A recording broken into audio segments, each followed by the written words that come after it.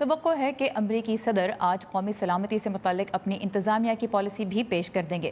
صدر کے مشیر برائے قومی سلامتی HR میک ماسٹر کے مطابق ملک کی حفاظت، امریکہ کی خوشحالی کا فروغ اور اس کا تحفظ، طاقت کے ذریعے امن کا قیام اور امریکہ کے اثر و رسوخ میں اضافہ کرنا اس پالیسی کے اہم پہلو ہوں گے۔